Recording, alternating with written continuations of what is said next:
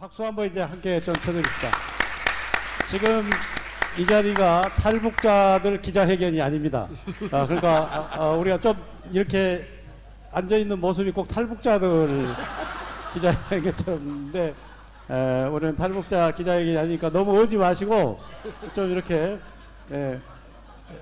우리 어버이에 대해서 이렇게 좀 잘 높이시기 바랍니다.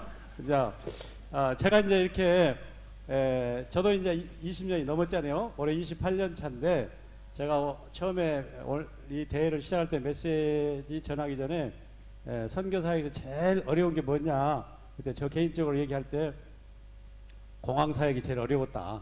저는 이제 그렇게 해서 이제 운을 뗐거든요.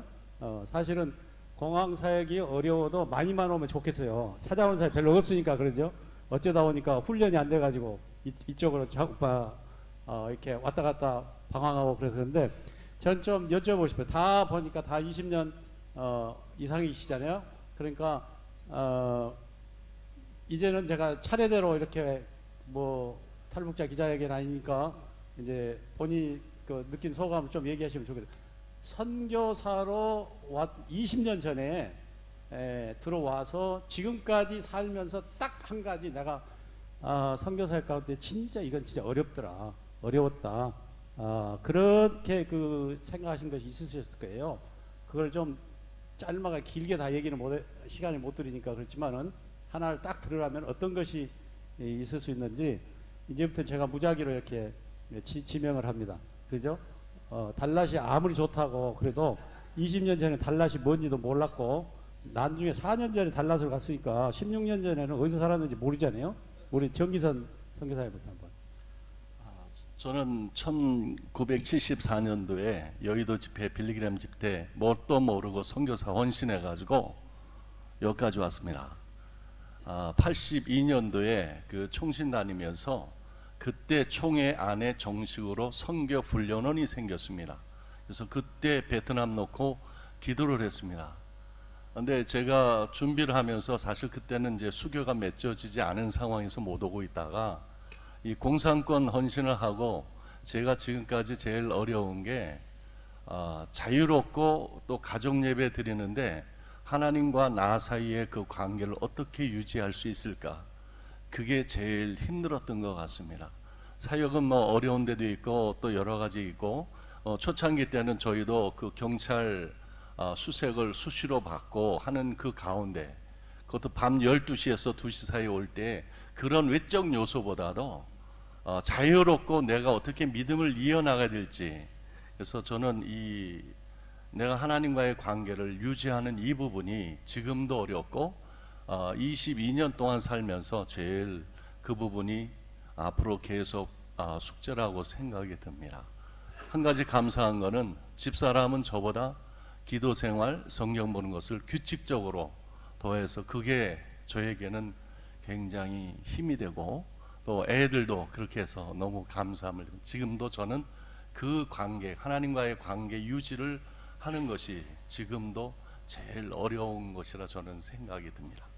예, 우리 김문수 선교사님. 저는 두 가지를 얘기해야 될 것 같은데 하나는 이제 제가 선교지에 와서 앞만 보고 딴 사람도 잘 안 만나고 그냥 선배가 시키는 대로 그 일을 최선을 다해서 했습니다.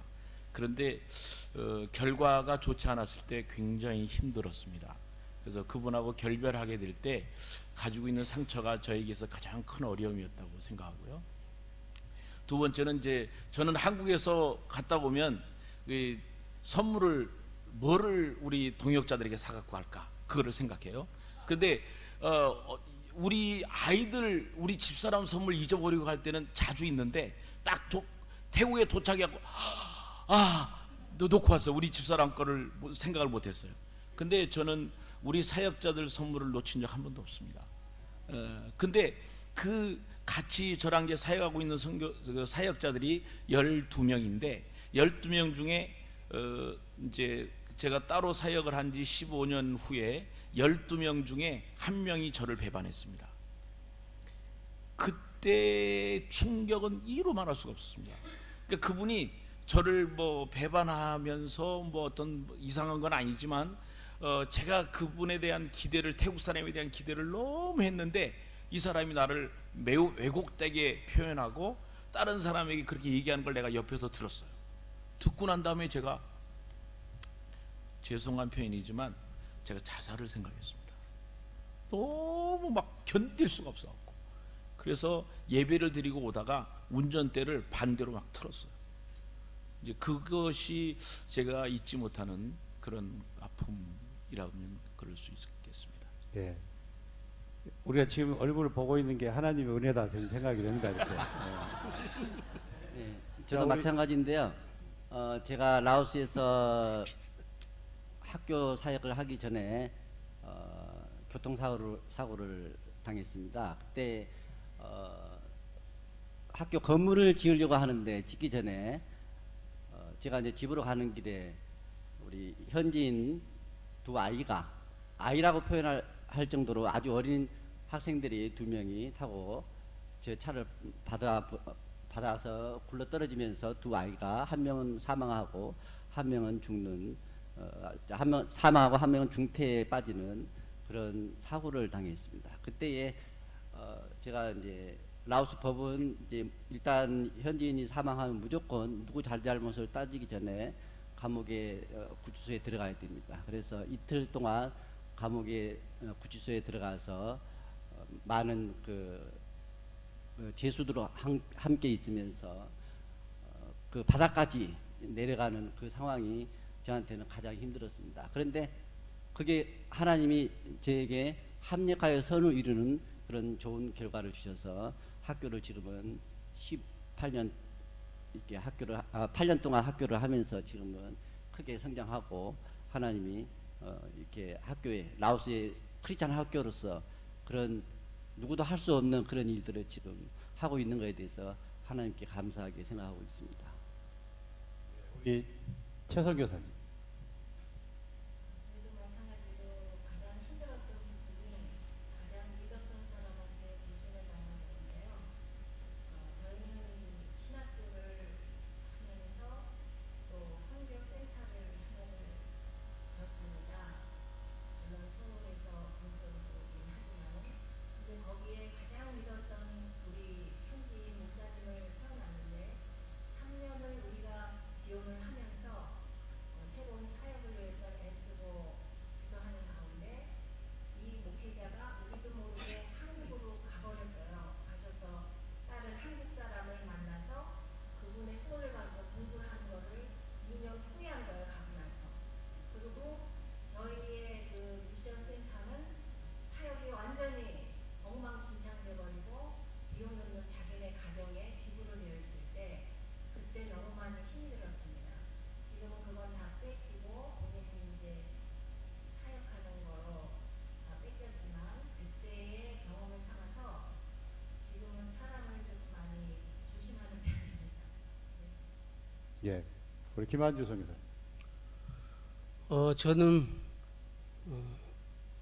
저 자신과의 싸움과 함께 또 제가 내려놓아야 되는 부분들, 특별히 이제 저는 이제 태권도 선교사로 이렇게 사역을 하면서 캄보디아에서 이제 태권도 협회도 만들고 대표팀도 구성을 해가지고 국제 대회를 또 인솔해서 가고 이러면서 캄보디아에서 그래도 고위층의 사람들이 이렇게 만나게 되고 그러다 보니까 제가 저기 자신도 모르게 이제 주의가 높아지는 것 같은 느낌이 들었죠. 근데 그런 것들을 하다 보니까 이제 선교 쪽으로는 사실 쉽지가 않더라고요. 그래서 그때 갈등이 많이 있었습니다. 정말 내가 이 명예를 위해서 일을 해야 될 것인가, 아니면 내가 선교사로 온 이 일을 선교 복음을 전하는 일을 위해서 할 것인가, 그런 것들을 갈등을 많이 했는데, 그러다가 하나님께서 저에게 음성으로 들려주신 게 너는 내가 보냈다라는 그런 말씀을 주셔서 그때 이제 그 태권도 협회 일들을 다 내려놓고 그리고 이제 선교 쪽으로 태권도를 통해서 하나의 수단으로 이게 복음을 전하는 대로 완전히 전환을 하게 됐습니다. 그때 그 갈등들이 많이 있었는데 그것이 저한테 제일 큰 힘든 부분이었다고 생각합니다. 예. 아마 우리 이 프로에도 마찬가지로 이 가장 어려웠던 일을 하나씩 소개 좀 해주십시오 하면 여러분들이 나도 이런 게 있습니다.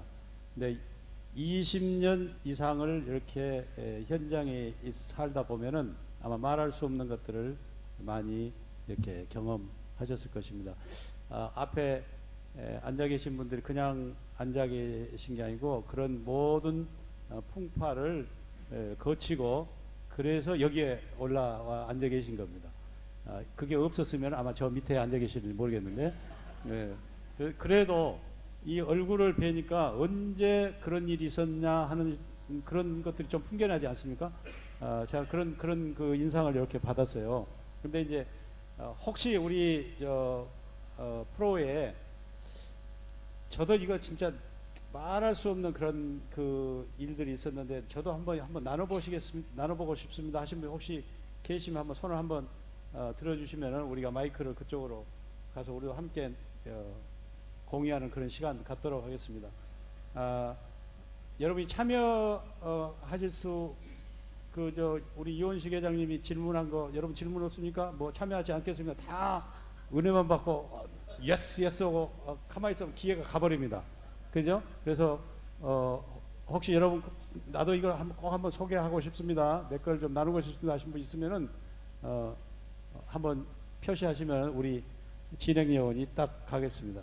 예, 장한종께서 손을 드셨는데 마이크 좀 빨리 전해 주시겠습니까? 그쪽에 볼륨이 잘 안 나온 것 같은데. 예.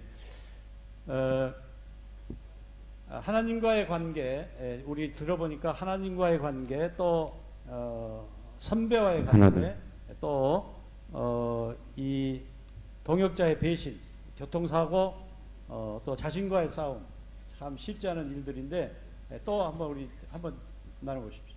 예, 일단 우리 정석천 목사님의 코믹 멘트 때문에 제가 거의 한 5분간 얘기를 못 듣고 정말 탈북자 기자회견하는 분위기라서 너무 자꾸 그게 생각이 나가지고 너무 어울리세요. 5분이 정말 북한에서 온 것 같아요.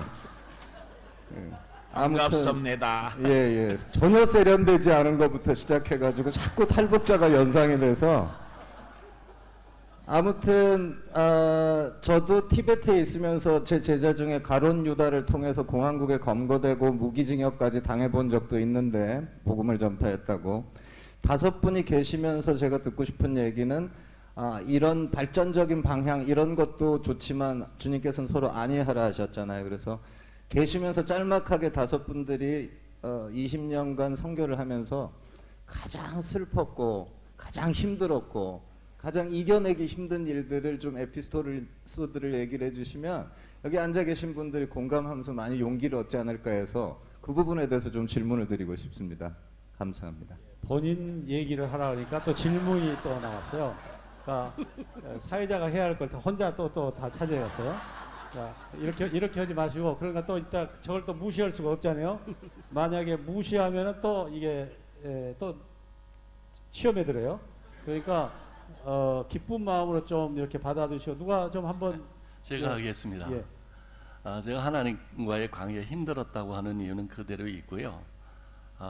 어려움이 있어도 어려움을 통해서 하나님이 어떻게 반전시키는 것이 상당히 저에게는 많이 있습니다. 그 일례로 한 3년 전에 집사람이 달라돼서 사이공의 저라이 병원으로 후송을 했습니다.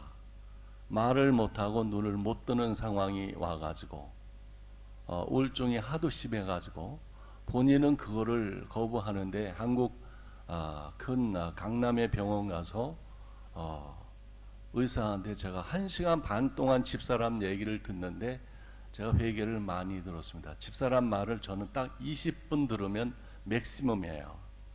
그 이상 들으면은 참지를 못하는데 그때 달라돼서 그 사이공 저래병원까지 집사람이 앰뷸런스 타고 나는 내 차 가지고 앰뷸런스 따라갔을 때에 그 심정은 굉장히 심각했죠. 그 당시 이후에 이제 의정부의 그 K라고 하는 그 교회의 파송이었는데 그런 이후에 그 교회에서 잘 집사람을 섬김을 받고 갔는데 GMS의 사태 때문에 저희는 후원교회까지 잘리는 그 아픔도 있어요. 근데 그 아픔 자체도 저에게는 너무 좋은 거예요. 왜냐하면 하나님이 지금까지 그 일례로 저희 아이가 둘이 있는데 큰 아이가 은비인데 현지 학교 다니다가 어느 날 그 학교 선생님하고 여기 와 있는 차기 회장님 이 실명을 얘기했어요. 지나간 일이니까. 이경추 선교사님하고 통합수의 김덕규 선교사님이 한 20여 명이 그 학교 다니고 있었는데 어느 날 아침에 우리 아이만 넣고 다른 학교로 다 간 거예요. 근데 그런 연유에서 참 속상하더라고. 말도 못하고. 그런 연유로 인해 가지고 달랏에 세워졌던 선교사 학교가 달랏 미셔너리 스쿨이 있었는데 지금 페낭에 달랏 스쿨이라고 있습니다. 그래서 그 이후로 우리 아이가 8살에 거기 들어가게 된 계기가 됐어요. 그래서 어려움이라고 하는 그 부분은 선교제는 나름대로 다 있기 때문에 그거보다도 저는 참 제 자신이 집사람한테 못했던 게 너무 많이 생각이 났어요. 저희는 어머니가 2001년도에 대장암 수술을 사이공 그 저라이 병원에서 2번 대수를 했고 아버지는 2007년도에 베트남에서 돌아가셨어요. 그래서 남자 목사, 특히 목사 선교사가 변하면 선교지는 변한다. 대답을 하시네요. 그래서 제가 달랏에 가서도 현지 사람이 땅을 줘가지고 져가지고 힐링하우스 힐링존나 그런 프로그램을 하면서 섬기는 사역을 하는데 어려움 자체가 저한테는 굉장히 축복으로 와닿는 그 부분이 있기 때문에 그렇게 말씀을 드립니다. 예, 우리 정기선 목사님이 딱 뵈면 덩치도 크고 그러니까 이게 묻지도 않고 그러니까 얼마나 힘들었겠어요. 예, 그랬는데 지금은 딱 바뀌어 갖고 저렇게 웃잖아요. 저는 여기 이제 우리 최기수 선교사님이 계신데 남편 때문에 속상해가지고 그냥 어렵거나 집에 가야 되겠다 뭐 이런 생각 안 해보셨습니까 혹시? 선교사라기보다는 오늘 평범한 결혼한 부인들이면 다 한 번씩은 생각하는 거 아닐까요? 아니 그러니까 여기 남편이 안 계시니까 그냥 한번 속에 있는 걸 한번 얘기 한번 해보시면 좋겠다는 생각이 드는데. 근데 가장 남편 때문에 힘들었던 거는 행동이 먼저 옮겨진다는 그 점이 너무 많이 힘들었어요. 저하고 반대고 저는 기도하고 응답받아야 움직이고 저희 선교사님은 생각하면 하나님 주신다 그리고 나가시는 편이라 거기에 대한 대입이 참 쉽지 않았어요. 그런데 이제 결정하기를 나는 자녀를 양육하고 당신은 사역을 하십시오. 자녀 양육도 하나님의 큰 부르심 앞에 순종하는 사명이니 그렇게 합시다. 그렇게 해가지고 조금 잠잠해졌거든요. 근데 저도 말레이시아를 가고 그러더라고요. 아이 때문에. 근데 그거에 대한 그 어려움 뭐냐면 지금 제가 여기서 공개적으로 말씀을 드리는 거는 저희 둘째 아이가 미얀마에 학교 다니면서 많이 힘든 점이 있었어요. 그래서 아이를 아들이 하나고 딸이 하나인데 아들은 강하고 담대하게 키워야 나중에 하나님의 사역도 하고 가정도 이룰 수 있다. 그런 생각을 해가지고 우리가 띄워놓기로 결정했습니다. 그래서 얘가 한동 국제대학을 국제대학 그 부설에 있는 학교를 중학교 1학년을 보냈는데 가서 다른 거는 다 인프루브가 됐어요. 근데 성적이 계속 떨어지는 거예요. 그래서 그 왕엄마라는 기숙사 사감 선생님이 저를 부르시더니 예훈이는 다른 건 다 좋고 하나님 앞에 기도도 잘하고 모두 잘하는데 성적이 자꾸 떨어지니 한동대학을 들어갈 수 없습니다. 그래서 저희가 하나님 앞에 기도하면서 그럼 미얀마로 다시 데리고 들어가야 되나 어떻게 해야 되냐 그러는 과정에서 말레이시아가 학비가 싸잖아요. 그러니까 말레이시아로 보낸 게 저희의 많은 말들을 오고 가게 하는 시발점이 됐습니다. 그래서 저는 지금도 그 말에 대해서 하나님이 다 잠잠하게 해주셨고 또 파송교회까지 떨어뜨리는 그런 사건이 되기도 했었지만 그 어려움을 통해서 저는 자녀들에게 애쓰고 수고한 시간이 낭비였다고 생각하지 않습니다. 왜냐하면 하나님의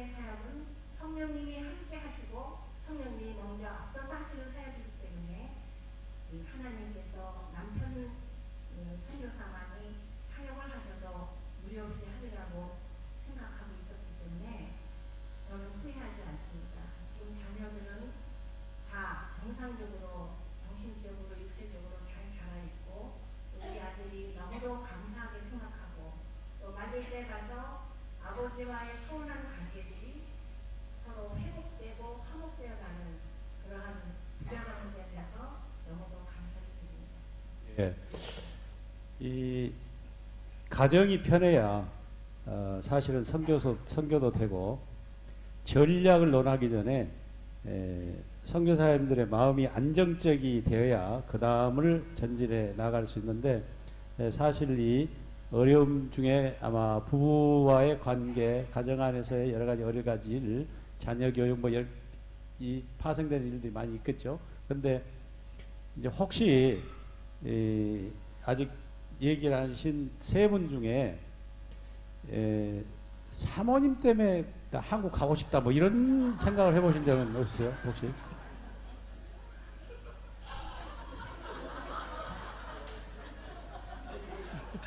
저는 없는데 이야기하시라고 하는데 아니요 없으면 얘기하지 마시죠. 없으면 얘기 시간 가니까 예, 안 있는 하겠습니다. 분이 좀 얘기하라는 얘기예요. 아, 저는 그거는 아닌데 이 선교 사역에 큰 어려움이 있는데 저는 이제 대학생 사역을 하기 때문에 대학생들하고 수련회를 이 주일을 끼고 해야 돼요. 그래야 애들이 많이 와. 근데 공휴일날 하면 집에 다 가버리거든. 그래서 주일날 하려고 그랬더니 우리 집사람이 이혼하자고 그러더라고. 그 이단이라는 거야. 주일을 범하고 한다고. 그래서 제가 신학대학원 원장입니다. 근데 내가 신학대학원 원장이야. 나 박사야. 근데 어떻게 당신 나한테 그렇게 소용없어. 그래서 지금 못했습니다. 예. 그 갈등이 이번 인차 16차 대회까지 된 것 같아요. 사모님하고 안 왔잖아요. 그래서 여러분 기도해 주세요. 제가 이게 좀 조크를 던진 겁니다. 예. 그래서 우리가 가정이 좀 이렇게 편안해야 이렇게 하는데 혹시 우리 프로에서도 우리 집은 참 뭐 공개하기 쉽지 않겠지만은 이런 게 있었습니다 하신 분 혹시 좀 공약 나누고 싶은 분 계세요? 좋은 것이 아니라서 잘 안 나누시려고 할 것 같은데 그럼에도 불구하고 이제 20년 이상 되신 분들의 이 어려움을 들어보면은 이런 얘기들이 나오시잖아요. 그래서 신임 선교사가 와서 밥 얻어먹기가 참 쉽지 않죠. 딱 가서 보면 저는 이렇게 눈칫밥 먹을 때 방문을 열어보면 이렇게 대문 열고 딱 들어갈 때 사모님이 딱 인상 첫 마디가 환영하지 않은지 이렇게 느낄 수 있잖아요.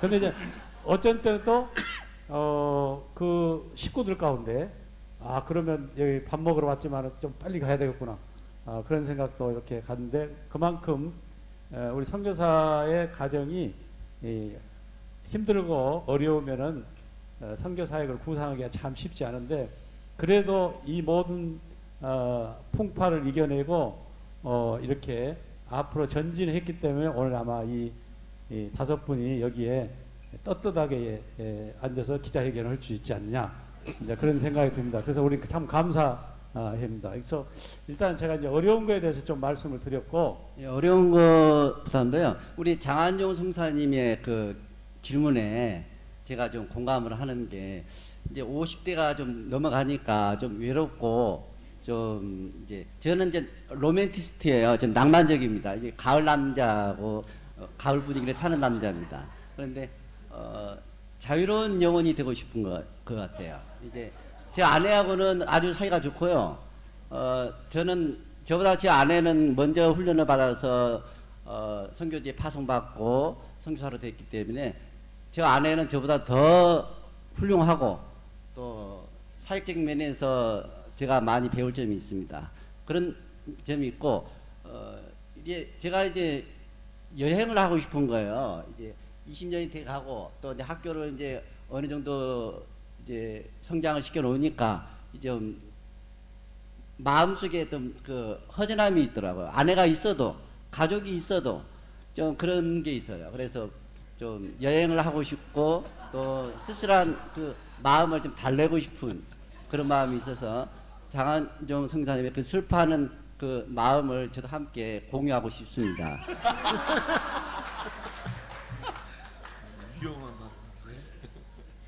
장한종 선교사님 뭐 리스판스 하실래요? 이채 선교사님의 이 발언에 대해서? 예.